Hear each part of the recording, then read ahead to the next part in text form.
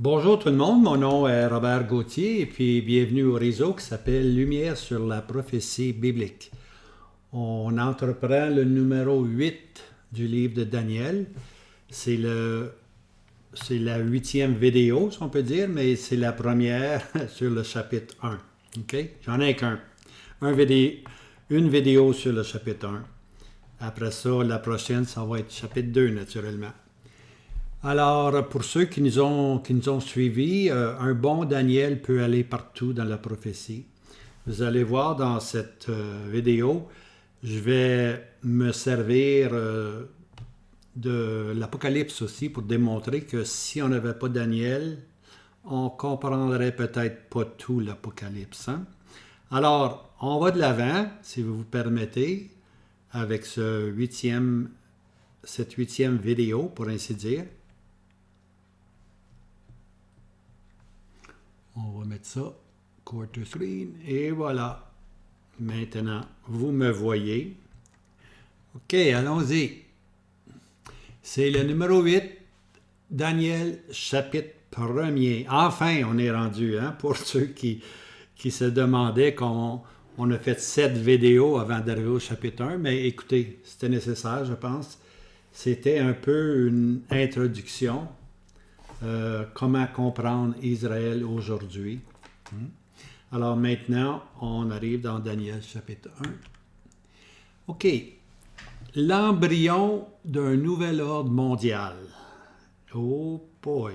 Hein? En anglais, on dit ceci, the embryon of a new world order. On entend tellement parler du nouvel ordre mondial que je me suis dit, ben oui, le nouvel ordre mondial nous est annoncé dans le livre de Daniel. On n'a pas à faire de la spéculation sur toutes sortes d'événements qui vont venir. On a simplement à comprendre le livre de Daniel. Un bon Daniel peut aller partout, bien-aimé, dans la prophétie. Puis un bon Daniel va comprendre c'est quoi le nouvel ordre mondial. Alors, bien-aimé, êtes-vous un bon Daniel? Voici la question. OK, on procède. Ça, c'est le logo un peu là, qu'on voit si couramment partout. Et puis, on appelle ce logo-là le Nouvel Ordre Mondial, The New World Order en anglais, NWO en anglais, New World Order. On entend ça partout. Maintenant, la grande caractéristique de la prophétie biblique, savez-vous c'est quoi? C'est proclamer les choses avant leur arrivée. Ce n'est qu'une des caractéristiques. Hein? La prophétie biblique réchauffe notre cœur pour la venue du Seigneur Jésus. Mais une des grandes caractéristiques, c'est de proclamer d'avance les choses qui doivent arriver. C'est pour ça que c'est important d'étudier la prophétie biblique. Si on sait c'est quoi le nouvel ordre mondial, si on sait c'est quoi qui est à venir, on n'a pas à être ballotté par tout vent, par toute doctrine. On a la parole de Dieu et nous sommes dans un ancre sûr et ferme. Immuable. La parole de Dieu, elle est immuable. Hein? Puis c'est bon de s'ancrer dans la parole de Dieu. Alors, le prophète Ésaïe, dans le chapitre qu'on va prendre, là, je pense que c'est 42, le prophète Ésaïe, ce qu'il fait, c'est qu'il défie un peu les dieux idoles de ce monde. Hein? Les dieux de ce monde à prédire le futur, c'est-à-dire les idoles. Hein? Dans le temps d'Israël, on consultait les idoles pour savoir ce qui allait arriver. Hein? Si on prenait une direction à droite ou une direction à gauche, on regardait certains signes. Hein? Alors, le prophète Ésaïe se moque, pour ainsi dire, des idoles. Ah, il dit, vous autres les idoles, tiens, voici le défi. Ésaïe 41, 22. Qu'ils, c'est-à-dire les idoles, qu'ils les apportent et qu'ils nous déclarent ce qui arrivera. Déclarer les premières choses, ce qu'elles sont, afin que nous y fassions attention et que nous en connaissions le résultat, ou faites-nous savoir celles qui viendront. Hein? Faites-nous savoir, je résume ici, faites-nous savoir les choses qui viendront. Dis-nous le futur. Dis-nous ce qui va arriver. Dis-nous ce qui va se passer. Les gens ne sont même pas capables de dire la température exactement. Comment peuvent-ils prédire les événements prophétiques à venir? Les idoles n'ont aucune idée. Seulement Dieu nous donne son secret. Dieu nous donne les événements à venir. Ça, c'est la prophétie, bien-aimée. Isaïe 41, 23. Déclarez les choses qui vont arriver dans la suite et nous saurons que vous êtes des dieux. Oui, c'est ça. Dites-nous là, ce qui va arriver, puis on va vous déclarer une statue Dieu, tout simplement. On va vous déclarer Dieu, des dieux, si vous êtes capable de faire ça. Mais il n'y a pas une statue capable de faire ça. Il n'y a pas une statue, premièrement, qui parle. Il n'y a pas une statue qui bouge par elle-même. Hein? La statue, ce sont des hommes qui les ont inventés, des dieux avec un petit D qui se sont inventés. Que nous cherchions et d'avance, c'est ça, hein? On veut savoir, mais on veut savoir d'avance ce qui va arriver. Eh bien, Isaïe 41, 26. Qu'il l'a déclaré dès le commencement, afin que nous le sachions et d'avance, afin que nous disions c'est juste. Non, il n'y a personne qui le déclare, non personne qui le fasse entendre, non personne qui entende vos paroles. Alors, il n'y a personne qui entend les faux dieux. Hein? Alors, Isaïe, vraiment, il leur envoie un défi. Dites-moi ce qui va arriver, tu vois. Déclarez dès le commencement, afin que nous chassions d'avance. Ben, il n'y a personne qui peut faire ça, sauf les Saintes Écritures.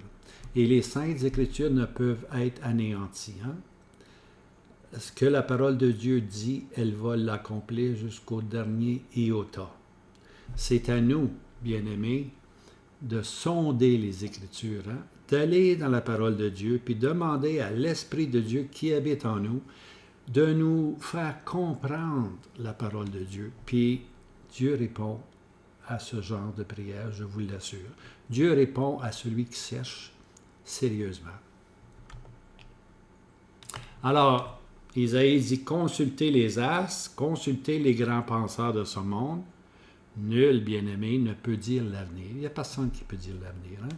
L'astrologie puis les grands penseurs de ce monde, ils se trompent continuellement. Sauf la parole prophétique. Point d'erreur.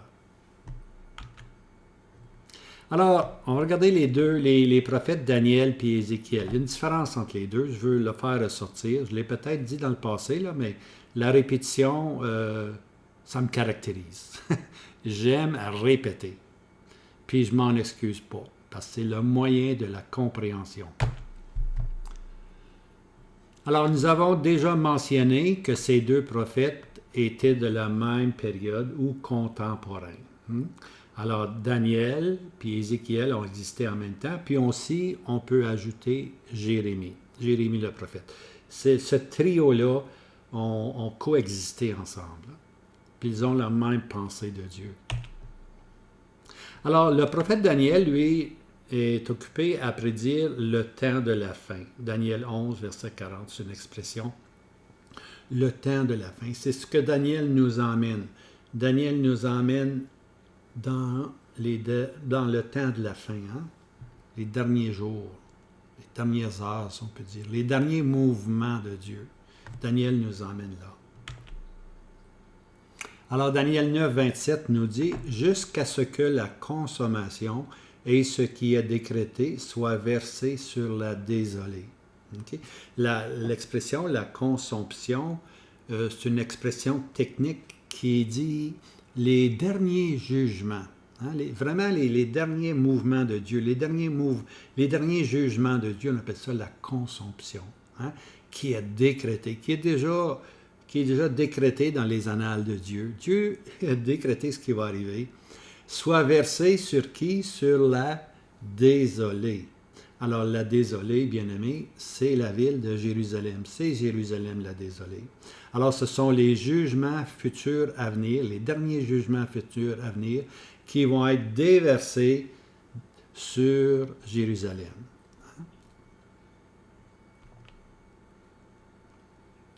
OK, maintenant, Daniel arrête avant le règne. Daniel 12, verset 13, on lit ceci.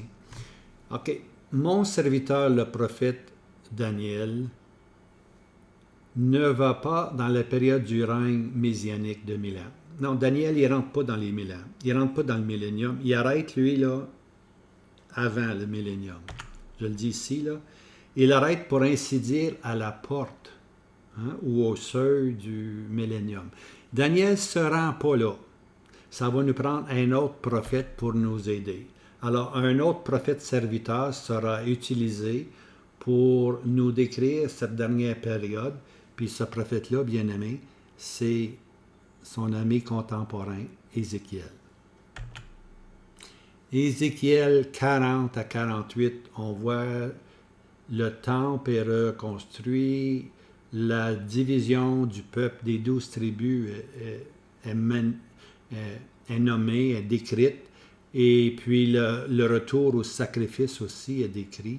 Alors, si on veut savoir ce qui va avoir de l'air après Daniel, il faut aller dans Ézéchiel 40 à 48, hein, le futur.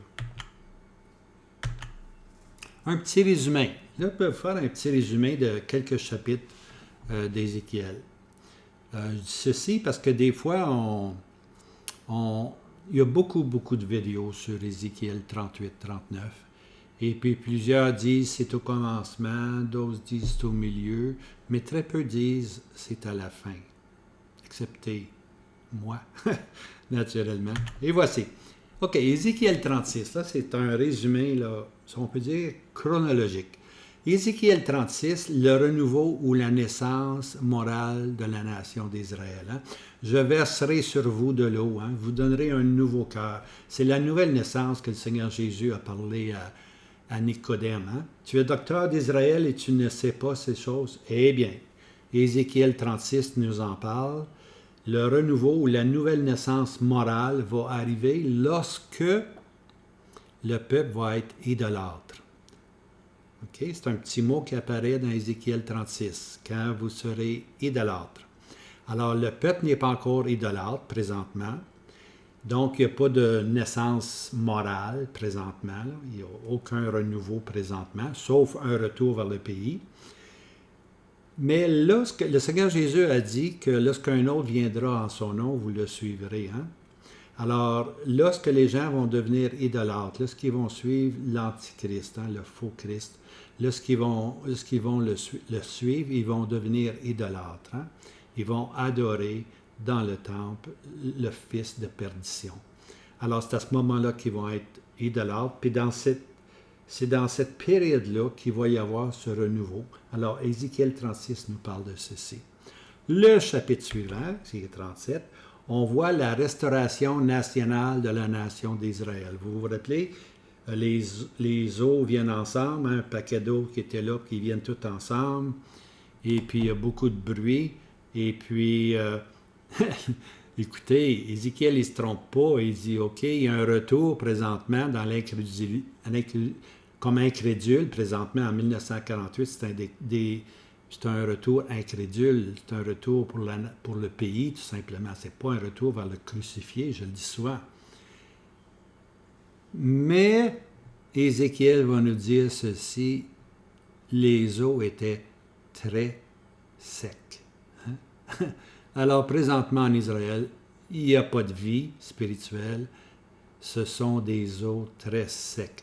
Excepté naturellement ceux qui se tournent vers le Seigneur Jésus, on appelle ça les chrétiens messianiques, les Juifs qui se convertissent, eux embrassent, pour ainsi dire, la vocation de l'Église. Ils font partie maintenant de l'Église, le corps de Christ. Ils ont la plus belle récompense que tu peux avoir. Tu vois.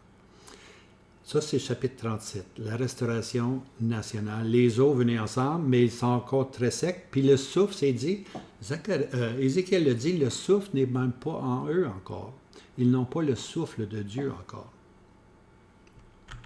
Et puis finalement, on arrive au chapitre que tout le monde parle, 38 et 39, qui est la présentation du dernier ennemi sur la nation d'Israël, qui est Gog. Gog, c'est le prince, c'est le tsar de Magog. Magog, c'est un nom pour la Russie. Hein? Alors, Gog, c'est le prince, Magog, c'est le pays. Alors ici, on voit la dernière attaque, c'est la Russie qui va l'amener, puis c'est chapitres 38 et 39. Cette attaque-là, elle a lieu juste avant le millénium, bien-aimé, juste à la porte du millénium. Chapitre 40 à 49, on a l'ère du millénium, l'ère millénaire qui commence. Alors, la question se pose, c'est quoi ça, le nouvel ordre mondial? Qu'est-ce que le nouvel ordre mondial? La question, est-ce que la Bible en parle? On va aller plus loin. Est-ce que Daniel décrit le nouvel ordre mondial? Posez-vous la question. Si on veut savoir c'est quoi le nouvel ordre mondial, un bon Daniel peut aller partout. Oui, Daniel en parle. Inquiétez-vous pas, Daniel en parle. Puis c'est lui qui a raison. Laissez faire tous les enseignements qu'on vous donne sur le nouvel ordre mondial. On retrouve le nouvel ordre mondial dans le livre de Daniel. Puis je vais l'expliquer. Alors voici la pensée de l'homme. Le nouvel ordre mondial est une formule ou un terme qu'on emploie, qu'on a utilisé pour désigner plusieurs théories de complot en rapport avec la domination mondiale ou planétaire. Alors, le nouvel ordre mondial, c'est une formule, c'est un terme. On décrit des théories, mon gars, qui va gouverner le monde, qui va... On n'en a-tu pas? On n'en a-tu pas des théories? On en a beaucoup. Mais ce terme-là, c'est ça que ça dit. Ça parle de complot, de qui va dominer le monde, ou la planète.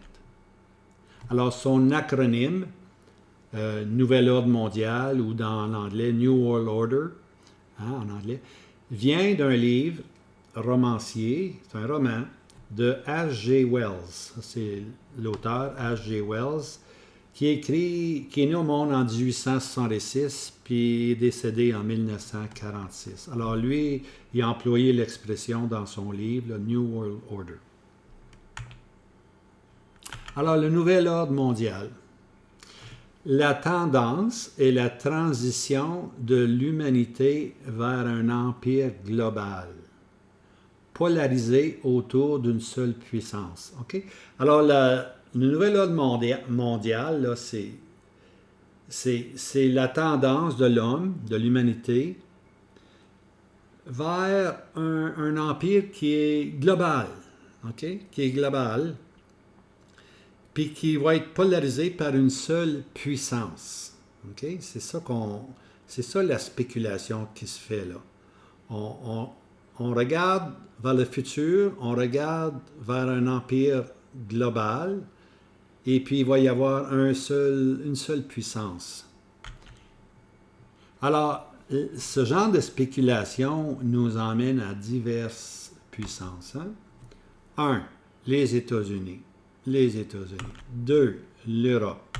3. Euro-Asie. Une union entre les États-Unis, l'Europe et l'Asie. On appelle ça Euro-Asie. Et puis finalement, la Chine. Made in China. On parle beaucoup de la Chine, de sa puissance. Est-ce que ça va être la puissance? Est-ce que ça va être elle, la puissance? Et puis finalement, il ne faut pas oublier les Indes, ils ne sont pas loin derrière les Indes. Et puis finalement, des fédérations africaines. Alors, est-ce que ça va être une de ces unités-là ou une union de ces unités-là qui va faire qu'on va avoir un empire global? Heureusement qu'on n'est pas laissé à soi-même. On a la parole de Dieu pour nous assister. Et voici la réponse divine est dans le livre de Daniel. Ah, je l'aime tellement, Daniel. Alors, dès les premiers chapitres, le lecteur remarquera que le calcul du temps ne se fait plus selon les rois d'Israël, mais selon les rois des nations païennes. Quand je parle des nations païennes, le terme, c'est Goïm. OK? Puis, alors, lorsqu'on parle des nations païennes, on parle de Goïm.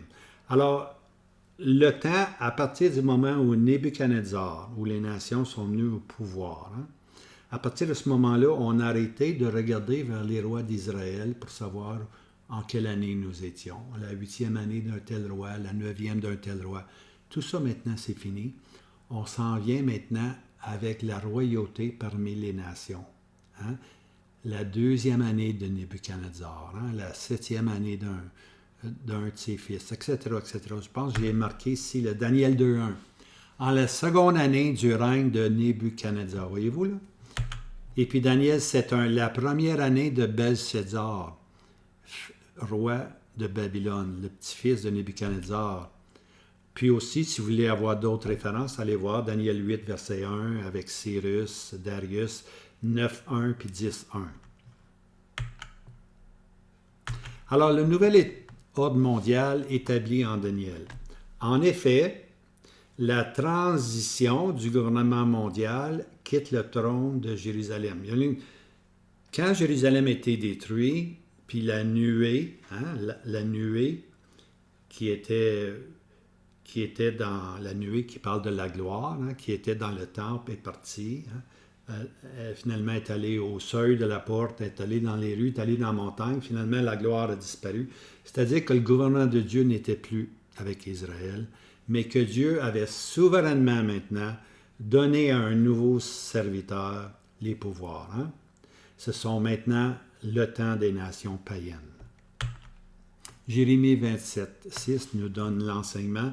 Et maintenant, j'ai livré tous ces pays en la main de Nebuchadnezzar, roi de Babylone, mon serviteur. Voyez-vous, là, ce n'est plus Israël qui est serviteur. C'est le temps des nations. Eux sont maintenant serviteurs. Plus tard, dans le futur, après qu'Israël va se repentir d'avoir rejeté le Messie, ils vont de nouveau devenir le serviteur de Dieu. Mais présentement, le serviteur de Dieu, c'est le temps des nations et nous sommes encore dans ce temps-là. Ça a commencé avec Nebuchadnezzar et puis on est encore dans cette période-là. Alors, il dit, Babylone, mon serviteur, et je lui ai donné les bêtes des champs pour le servir. Alors, je me suis souvent posé la question, qu'est-ce que ça veut dire ça? Les bêtes des champs.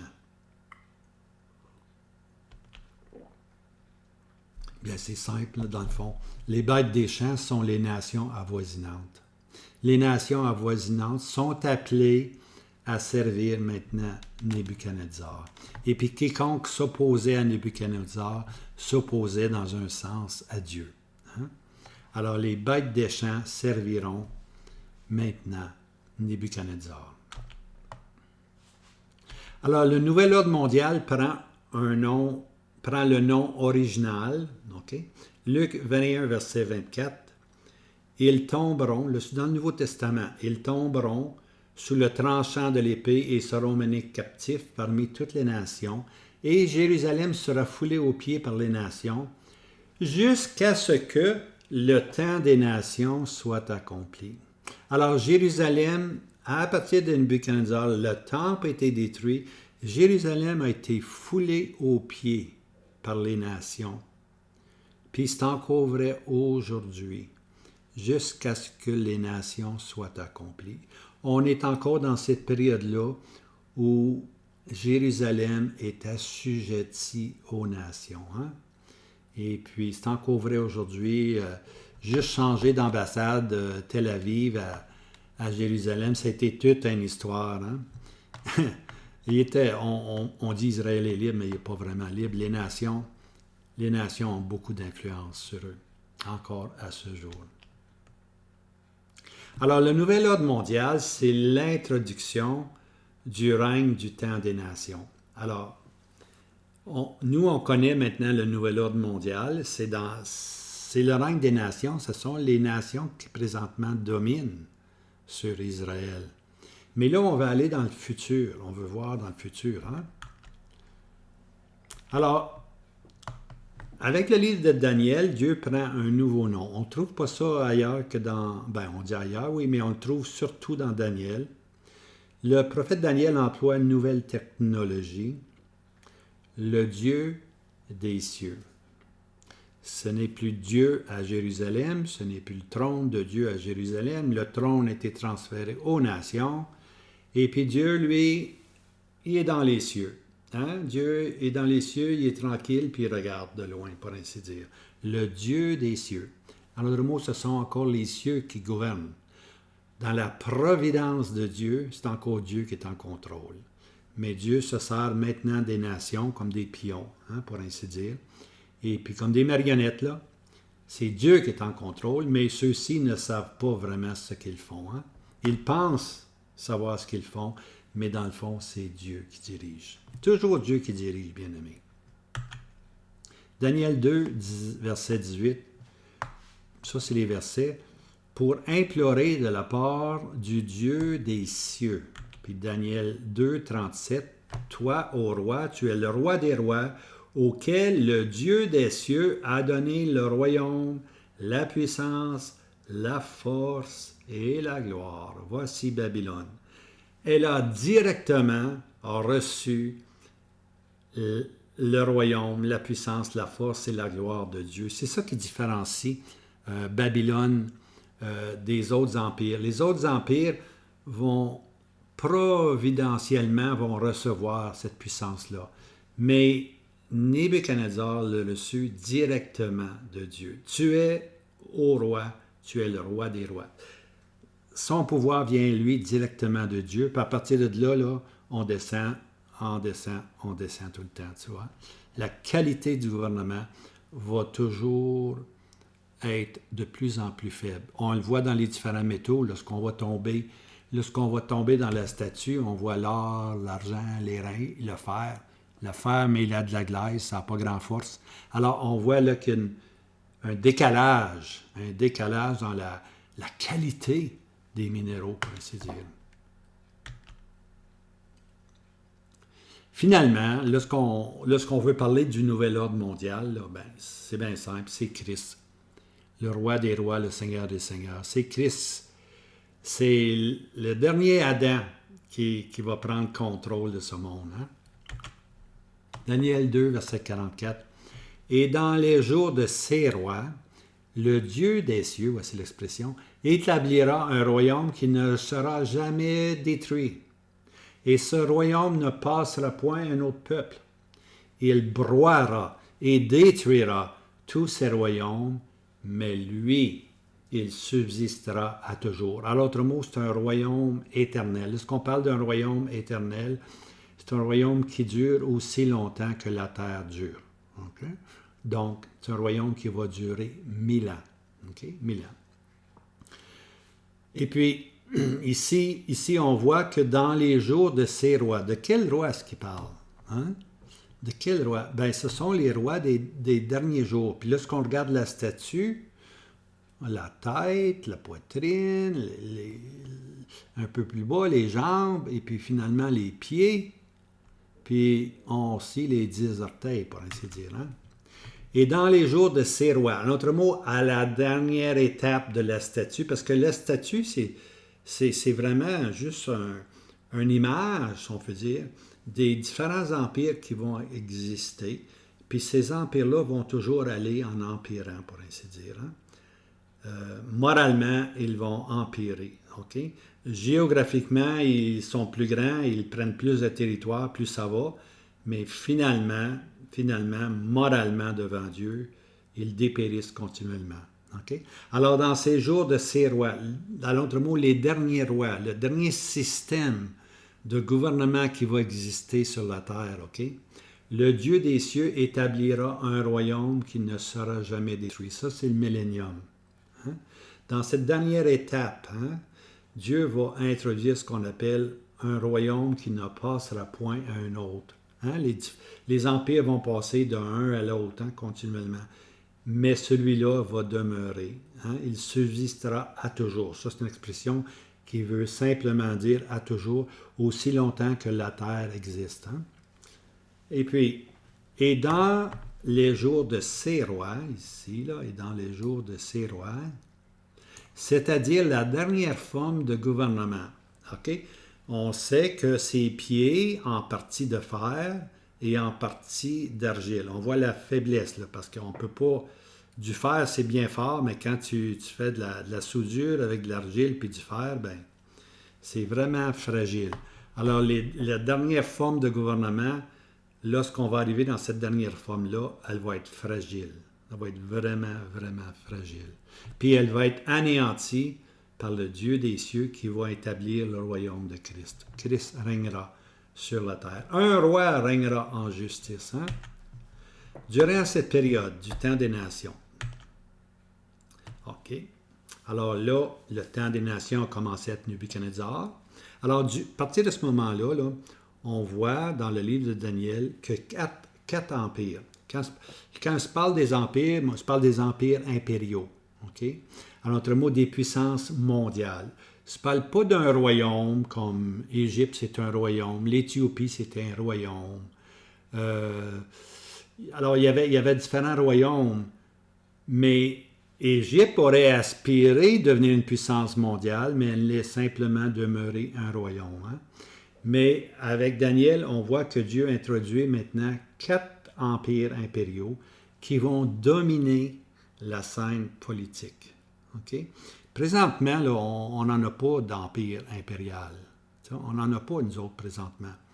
Mais si tu regardes dans l'histoire, si vous aimez les livres d'histoire, allez voir. Puis les 4 empires, les voici. L'empire des Chaldéens, c'est-à-dire Nebuchadnezzar, roi de Babylone, hein, cet empire-là, elle a vraiment existé. Il y a des livres d'épée là-dessus. Et puis lorsqu'on arrive aux Mèdes puis aux Perses, on parle de Cyrus.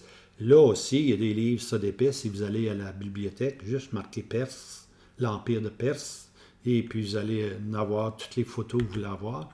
Et puis finalement, l'empire des Grecs, Alexandre le Grand. Hein? Alors les Grecs ont encore une grande influence encore aujourd'hui, là. Alors, c'était un empire qui était puissant. Hein? C'est un empire qui est parti de l'Ouest, pour ainsi dire, puis qui est allé en Asie, en Mineure, puis il a tout contrôlé. Alors ça, c'était unique. Les Grecs, c'était unique. Après ça, il y a eu naturellement les Romains, hein, les Césars, les empires romains, qui ont existé le plus longtemps, mais qui, dans les années 475 après Christ, s'est effrité. Est tombé en morceaux parce qu'il y avait trop de divisions, trop de nations parmi eux, et puis le système central de Rome ne pouvait plus répondre à tous ces besoins-là. Donc, elle n'a jamais été conquise. Elle s'est effritée, mais l'Empire romain a commis un acte abominable lorsqu'ils ont permis aux Juifs de crucifier le Messie. Hein? Je ne trouve rien de mal dans cet homme Jésus, mais je signe pareil, crucifié-le. C'est ça que le César a fait. Alors, comme je disais, l'Empire romain n'a pas été conquise par n'importe qui, là. Personne ne l'a conquis. L'Empire romain s'est effrité à cause des divisions internes des peuples conquis. Hein? Maintenant, cet dernier empire, l'Empire des Romains, la parole de Dieu nous dit que cet empire-là est appelé à reprendre vie. Lorsqu'on va arriver dans Daniel 7, on va vraiment voir ceci, hein, et la petite corne, hein, qui va apparaître, hein, qui va en détruire 3, puis elle va prendre vraiment contrôle, puis elle va blasphémer Dieu, hein, puis elle va persécuter le peuple de Dieu. Ça, c'est dans Daniel 7. J'ai vraiment hâte d'arriver dans ces chapitres-là, Daniel 7, 8, 9, 10, 11, 12. Okay? C'est là qu'on va avoir beaucoup, beaucoup de matière à vous donner. Hein?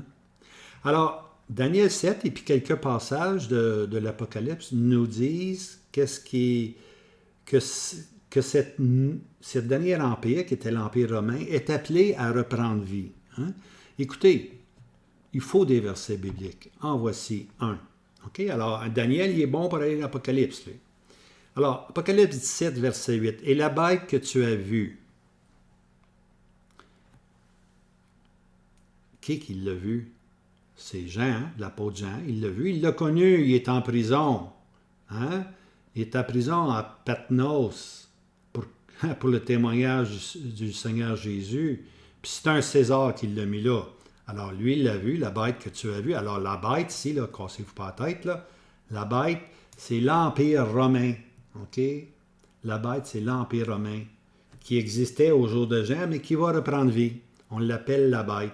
OK? C'est la puissance politique. OK? C'est la puissance civile. Ça, c'est la bête, l'Empire romain. Il y a deux bêtes dans l'Apocalypse. Il y a la bête politique, celle-là ici, là, puis aussi la bête religieuse. La bête religieuse, c'est l'Antichrist ou le faux prophète, c'est la même chose. Mais la Bible se concentre beaucoup, beaucoup sur la bête politique, hein, chapitre 17, chapitre 18, etc. La bête que tu as vue était, ben oui, elle était au jour de Jean, et n'est pas, elle n'existe plus aujourd'hui. Bien aimé, essayez pas de trouver l'Empire romain. Elle n'existe pas. Mais elle va monter. Regardez ici, elle va monter. Ça veut dire qu'elle va réapparaître. Elle va monter de où? Elle va monter de l'abîme. L'abîme, c'est le séjour des démons. Alors, elle va être satanique. Hein? Le nouvel ordre mondial, bien-aimé, va être satanique. Il va monter de l'abîme. Et il va aller à la perdition. Hein? Ça, c'est sa fin. On dit en anglais « the rise and fall of the Roman Empire hein? ». L'essor puis la fin de l'Empire romain. Hein? Ça, c'est l'Empire romain qui va reprendre vie. Sa source, elle est satanique, puis elle va aller à la fin. Puis remarquez bien, « Et tous ceux qui habitent sur la terre », j'ai fait des vidéos là-dessus, je pense 2-3 vidéos, « ceux qui habitent la terre », j'ai donné les versets, « ceux qui habitent la terre, c'est ceux qui prennent le plaisir à vivre sur la terre, ils n'ont aucune pensée pour le ciel, aucune pensée pour Christ. Okay? » En anglais, on les appelle les Earth Dwellers. Hein? Ça se dit bien, les Earth Dwellers, ceux qui habitent la terre, dont les noms ne sont pas écrits hein, dès la fondation du monde, dans le livre de la vie. Ben non, ils ont préféré la terre. S'étonneront, imaginez-vous, ils vont s'étonner en voyant la bête, hein, l'Empire romain reconstitué, qu'elle était, ça c'est le passé, elle était, qu'elle n'est pas, présentement elle n'est pas, elle n'existe pas, dans mon temps encore, elle n'existe pas, et qu'elle sera présente. Ah, ça veut dire elle doit de nouveau reprendre vie. Hein? Je pense que M. Darby, c'est une petite note, c'est-à-dire « et reparaîtra », et qu'elle sera présente et reparaîtra. Alors l'Empire romain est appelé à apparaître de nouveau. Qu'on le veuille ou qu'on ne le veuille pas, ça va s'accomplir selon les propos de Dieu. Hein? L'Empire romain doit reprendre vie. Quand je parle de l'Empire romain, je parle surtout de l'Ouest, qui était l'Europe, qui est devenu l'Europe. Parce que l'Empire romain est devenu l'Europe aujourd'hui. Si tu veux un synonyme, l'Empire romain, Europe. C'est ces mêmes pays-là en Europe qui formaient jadis l'Empire romain. Tu vois? La France, l'Espagne, tous ces pays-là formaient l'Empire romain. L'Empire romain n'a pas pu contrôler ces nations-là, surtout les nations nordiques, hein, puis qui se révoltaient continuellement. Et puis, ils ont pris la forme de l'Europe. Puis aujourd'hui, chaque pays est indépendant en Europe. L'Europe n'a jamais été capable de se réunifier de nouveau. Ah, il y a eu des Napoléons, puis il y a eu toutes sortes d'affaires, mais ça n'a jamais marché. Même Hitler, je pense, voulait unir l'Europe, tu vois. Mais ça n'a pas fonctionné, puis ça ne fonctionnera pas jusqu'à ce qu'on arrive à la période où Dieu parle de la bête hein, qui doit venir. La bête, c'est l'Empire romain qui doit être reconstitué. Mais la bête aussi, bien aimé, c'est aussi le leader, le chef. OK? On peut... Napoléon a dit... comment est-ce qu'il a dit ça, Napoléon? Il a dit « L'Empire, c'est moi. Alors, on ne peut pas faire la différence entre le leader et l'Empire. Hein? Alors, la bête que tu as vue, c'est sûr, ça, c'est l'Empire. Mais lorsqu'on va parler de la bête souvent, on va aussi parler du chef, hein, le futur prince romain à venir. Okay? Alors ça, Daniel 7 et puis Apocalypse nous donnent ces enseignements-là que l'Empire romain doit reprendre vie. Quel sera cet étonnement? Alors ceux qui ont préféré la terre, les Earth Dwellers qu'on appelle, s'étonneront de voir reparaître l'Empire romain reconstitué sous une nouvelle forme. Hein? Un chef impérial, un genre de César, si vous voulez, hein? Et 10 royaumes ou 10 cornes qui vont le soutenir. Hein? Un chef qui doit partager maintenant avec 10 royaumes sa puissance. C'était pas comme ça dans le temps des Césars. C'était un César, puis il n'y avait pas 10 royaumes. Là. Un César contrôlait tout. Mais là, ça va être une puissance diluée, pour ainsi dire. Il doit partager ou il doit avoir avec lui le soutien de 10 royaumes ou de 10 cornes. Daniel va nous parler de ces choses-là. L'Apocalypse nous en parle. Mais lorsqu'on parle de 10 cornes, on trouve ceci dans Daniel. Alors c'est pour ça qu'un bon Daniel va comprendre l'Apocalypse. Apocalypse 17, verset 12. « Et les 10 cornes que tu as vues sont 10 rois qui n'ont pas encore reçu de royaume, mais reçoivent pouvoir comme roi 1 heure avec la bête. » En d'autres mots, 1 heure en même temps. Dans la même période que la bête va prendre puissance puis exister, les 10 cornes qui sont 10 rois vont s'assujettir, pour ainsi dire, à ce leader, hein, à la bête. Alors la bête, comme je disais, c'est l'empire futur, mais c'est aussi le futur prince romain à venir, son leader, là, je parle du leader. Daniel 9, verset 26, le prince qui viendra, hein. Alors, Daniel 9, verset 26, si vous regardez vraiment le contexte, vous allez voir que le peuple, c'est les Romains. Le peuple, ce sont les Romains qui sont venus puis qui ont crucifié le Messie. Mais Daniel, par l'esprit prophétique, parle du prince de ce peuple qui viendra. Alors, on doit avoir un leader qui va venir du sang romain, hein?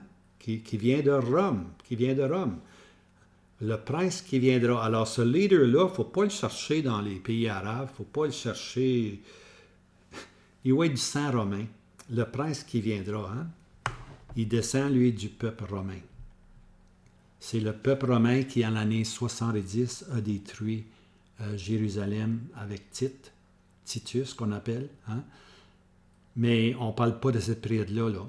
On va beaucoup plus loin que l'année 70. On parle le prince du peuple qui viendra. Hein? Alors, le peuple est venu. On attend maintenant le prince qui deviendra le futur prince romain, hein? La bête qu'on appelle. Alors, dans un sens, là, vous l'avez, voici bibliquement le nouvel ordre mondial. Hein? J'ai fait une vidéo là-dessus et puis je vais vous mettre un petit point d'information, un petit en haut, là, à cette place-là exactement, puis vous allez avoir accès à ce vidéo-là. Alors, Apocalypse 7, 17, verset 8, elle n'est pas, et va monter de l'abîme, et elle va aller à sa perdition. Hein? Ce sont les 4 étapes, passé, présent, et puis futur. Alors, regardons maintenant, on est rendu à Daniel chapitre 1. Alors, avec ce transfert de pouvoir, hein, aux nations, le chapitre 1 sert en quelque sorte d'introduction. Alors, si on lit Daniel 1, c'est tellement beau, mais c'est une introduction. Hein.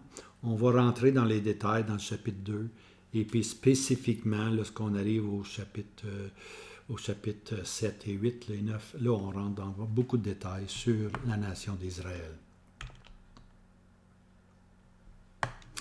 Dans le chapitre 1, ce qu'on voit, c'est la dévotion de Daniel et ses 3 amis. Hein? Daniel était emmené, on se rappelle, Daniel était emmené très jeune. C'est difficile de dire son âge, là. 13, 14, 15 ans, on ne sait pas. Mais il a vécu 70 ans. Hein? Fait que là, s'il était, disons qu'il était à 15 ans, il a vécu 70 ans, 85 ans. Après ça, il a connu il a connu le roi, les rois des Perses. Il a vécu encore là quelques années. Tu vois. Alors, quand le Seigneur a pris Daniel, il était probablement dans ses 90 ans ou 80 avancés, très avancés même. Peut-être plus. On ne sait pas, mais c'est pas grave. Alors, ce qui est important dans la vie de Daniel, c'est pas la longueur de sa vie. Bien-aimé, c'est sa dévotion. Puis je m'arrête sur ce mot-là, dévotion. Ce que Dieu regarde, là, c'est notre dévotion. Sommes-nous attachés au Seigneur Jésus? Hein? Sommes-nous attachés au Seigneur Jésus? C'est ça la question. Alors, dans Daniel 1, on voit le dévouement de Daniel. Hein? Et Daniel arrêta dans son cœur qu'il ne se souillera point par les mets délicats du roi, ni par le vin qu'il buvait. Et il demanda au prince des eunuques de lui permettre de ne pas se souiller. Hein? Alors il fait la requête de ne pas manger le porc, tout ce qu'il pouvait avoir sur la table du roi, des crevettes, puis des hommes morts. Pour lui, toutes ces choses-là, selon Lévitique, étaient impures. Et puis, il ne voulait pas se souiller. Il ne voulait pas se souiller par les mets du roi. Hein? Alors, on voit vraiment son dévouement, hein? Sa consécration à Dieu. Il connaissait la loi, il connaissait la parole de Dieu, il savait exactement comment se conduire dans ce monde. Et puis, on peut apprendre de lui. Daniel, c'est tellement... chapitre 1, c'est tellement un beau livre pour les écoles du dimanche. Lorsqu'on veut parler à des jeunes cœurs qui sont encore comme de la cire, hein, qui ne sont pas devenus encore des cœurs de pierre, mais ce sont des cœurs de cire qu'on peut encore travailler avec. Hein. C'est important de parler de Daniel, du dévouement de Daniel. Hein. Il voulait tout simplement pas se souiller. Et puis Dieu, il a mangé des légumes, et puis les quatre ont mangé des légumes, et puis leur visage était mieux que tous les autres. Alors, Daniel et ses amis, hein, Nebuchadnezzar leur a donné des noms babyloniens, si on peut dire. Mais même si on te donne un nom, ce qui est important, c'est ta consécration à Dieu. Hein? Alors, lorsqu'on regarde Daniel et ses quatre amis, on voit dans eux là, une présentation future du résidu d'Israël qui sera sur la scène prophétique dans les derniers jours. Tu vois, la Bible ne termine pas vraiment avec l'Église. Une fois que l'Église est partie, Dieu reprend cette période prophétique-là, la dernière semaine qui reste dans Daniel. Et puis dans cette dernière semaine-là, la masse des Juifs vont être apostats, tout simplement apostats. Et puis, ce que Dieu prend plaisir, ce sont les fidèles qui vont se trouver parmi eux. Dieu, c'est le résidu pieux d'Israël que Dieu veut. C'est ça la sève. Hein? L'arbre est coupé, on a un que le tronc, Isaïe parle du tronc, mais il dit toujours que la sève est là. Puis c'est la sève qui parle du résidu d'Israël, le reste pieux d'Israël. Et puis ceci est tellement important pour Dieu. C'est pour ça que les psaumes sont tellement importants. On y voit les souffrances du Seigneur Jésus, mais on voit aussi les souffrances du résidu pieux. Hein? Lorsqu'ils ont dit, lorsqu'ils étaient à Babylone, les gens de Babylone leur ont dit « Chante-nous un cantique de Sion. Hein? » Comment chanterons-nous un cantique sur une terre étrangère? Alors, le résidu, ça va être vraiment des âmes pieuses, telles que Daniel et ses amis. Hein? Alors, c'est une image. Daniel 1 nous donne une image de que sera dans le futur le résidu d'Israël. Ceux qui vraiment vont devenir l'Israël de Dieu, ceux qui vraiment appartiennent au Seigneur Jésus. Alors ceci, lorsqu'on lit Daniel 1, ça nous amène à penser à Luc chapitre 2. Hein? Ils nous font un peu penser au résidu pieux au jour de la manifestation de Christ sur la terre. Quand le Seigneur Jésus est venu sur la terre, la masse, plusieurs, étaient incrédules. Hein? Mais il y avait un petit lumignon qui fumait encore. il y avait des personnes comme Anne, Élisabeth, Siméon, Joseph, Marie, etc. Hein? Et puis, eux donnaient un témoignage généreux de leur attente dans le Messie. Hein? Tu voyais qu'ils attendaient le Messie. Hein? On lit dans Malachie, ils se sont parlé souvent les uns aux autres et un livre de souvenirs a été écrit.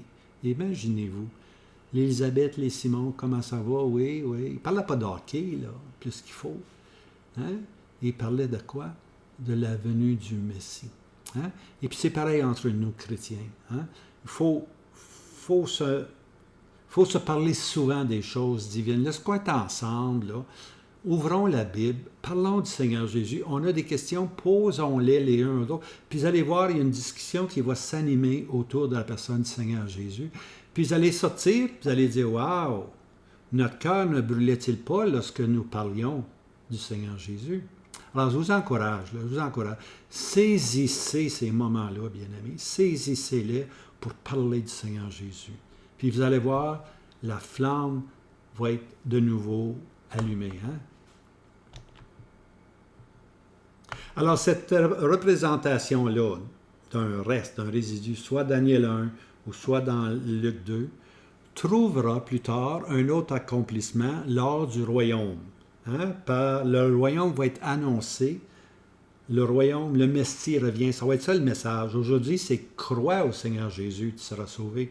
Mais lorsque les Juifs vont dire, le Messie revient, le Seigneur Jésus s'en vient, puis les gens une multitude de nations vont se convertir, tu vois, mais la masse des Juifs ne voudront rien savoir. Ils vont se tourner vers le faux Messie, le faux Christ, tu vois. Alors, il va y avoir dans le futur un résidu juif, comme Daniel et ses 4 amis, comme Luc 2, hein, lorsque le Seigneur Jésus est venu. Et il va y avoir, après l'enlèvement d'Église, il va y avoir un résidu pieux juif que le Seigneur Jésus va apprécier. Hein. Alors ça ici, on voit, c'est une photo de Daniel et ses 3 amis qui ne veulent absolument pas manger des mets délicieux du roi. Non. Hein? Non. Hey. Faut dire non des fois dans la vie, bien-aimé. Faut dire non à des tentations. Alors, les 2 grandes divisions du livre de Daniel. Dans la dernière vidéo, je me suis trompé en disant qu'on pouvait diviser les 6 premiers chapitres, puis les 6 autres chapitres en 2. Là. Je me suis trompé. Ça ne marche pas de même. Alors, il faut prendre le chapitre 1 comme introduction. Après ça, on va les séparer. Il faut prendre le chapitre 1 comme étant une introduction. Lorsqu'on arrive au chapitre 2, à partir du verset 4, à chapitre 7, verset 28, alors 2, 4 à 7, 28, on s'aperçoit que les écrits sont en chaldéen ou en syriaque, okay, dans la langue du peuple. Okay? Et puis, lorsqu'on arrive au chapitre 8, au chapitre 12, les 5 prochains chapitres, on s'aperçoit qu'ils sont en hébreu. Alors, la moitié, si on enlève l'introduction, la moitié du livre de Daniel est en syriaque et puis l'autre moitié est en hébreu. Alors, pourquoi ces 2 langues? Daniel 2, 2, 4, et les Chaldéens dirent au roi en syriaque. Hein? Ici, on le voit là, en syriaque. Ô roi, vis à jamais, dis le change à tes serviteurs et nous en indiquerons l'interprétation. Alors, si vous avez une version Darby, vous allez voir au chapitre 2, là, il y a une petite note au bas de la page qui dit les chapitres 2, 4 à 7, 28 sont écrits en chaldéen. Alors voilà, ça c'est M. Darby qui nous donne ce beau petit trésor, pour ainsi dire. Hein? Moi, je ne connais pas les langues anciennes, hébreu ou chaldéen, mais il semble que M. Darby les connaissait, lui. Il connaissait assez bien. Alors, chapitres 2 à 4 à 7, 28 sont en chaldéen ou bien donc en syriaque. Alors, la beauté des deux langues. Alors, les nations, les empires qui vont venir dans Daniel, les 4 empires, puis celle qui est à venir, n'ont aucune excuse pour plaidoyer leur innocence, puisque la communication se fait dans leur langue maternelle. Ils ne pourront pas dire on ne vous a pas compris, vous parlez en langue, on ne vous comprend pas. Non, ils ne pourront pas dire ça. Dieu, dans sa souveraineté, donne un message aux nations dans une langue qui est leur langue maternelle. Et ils entendent ce qui va arriver dans leur langue. Alors, ils n'ont absolument aucune excuse. Le chapitre 8 à 12, qui est dit, lui, en hébreu, s'occupe davantage du cheminement de la nation d'Israël. Alors, eux aussi n'auront aucune excuse, car ils reçoivent dans leur propre langue maternelle ce qui va arriver. Alors, personne n'est sans excuse. Hein? Les nations dans leur langue, les Hébreux dans leur langue. C'est la sagesse de Dieu. Hein? C'est la sagesse de Dieu. Alors, dans les chapitres en syriaque, chapitre 2, verset 4 à 7, verset 28, dans le chapitre 1 de Daniel, ce qu'on voit, là, c'est les traits caractéristiques du résidu juif. Hein? Daniel et ses 4 amis nous montrent le comportement, la vie pieuse de ces Juifs-là. Les 6 autres chapitres qu'on va prendre là, maintenant, chapitres 2, 3, 4, 5, 6, ces 6 autres chapitres nous donneront les traits caractéristiques des temps des nations. On va voir c'est quoi les traits caractéristiques des temps des nations. Il va y avoir l'idolâtrie, puis il va en avoir d'autres traits qui vont ressortir, tu vois. Ça va toujours caractériser le temps des nations, OK? Alors, 1, c'est les caractéristiques du résidu. Les 6 autres chapitres, c'est les caractéristiques du temps des nations. Comment le gouvernement, comment les nations, les chefs vont diriger ce monde. Hein? Puis, on va voir ça la prochaine fois. Alors, on doit maintenant terminer avec... Et puis, ça, c'était la vidéo numéro 8. La 9e sera sur Daniel, chapitre 2. La tête d'or. Tu es cette tête d'or. Hein? Tu es cette tête d'or. La statue et la tête. Hein? Qui donne une vue d'ensemble du temps des nations. Hein? C'est ça que ça représente, la statue. Une vue d'ensemble du temps des nations. Entre-temps, je vais vous laisser, puis je vous encourage à vous abonner. Hein? Si vous n'êtes pas abonné, abonnez-vous, pesez sur la cloche. La cloche va vous dire quand il y a un prochain vidéo. Et puis, aussi partagez à des amis. Hein? Une soirée, là, écoutez, si vous avez une soirée à parler du temps, puis de la pluie, puis du COVID, là, laissez donc faire ça. Mettez une vidéo. Hein? Mettez une vidéo, si vous voulez. Hein? Une vidéo de lumière sur la prophétie biblique. Alors, je vous encourage, puis le Seigneur vous garde. À bientôt. Maranatha. Hein? Le Seigneur Jésus revient.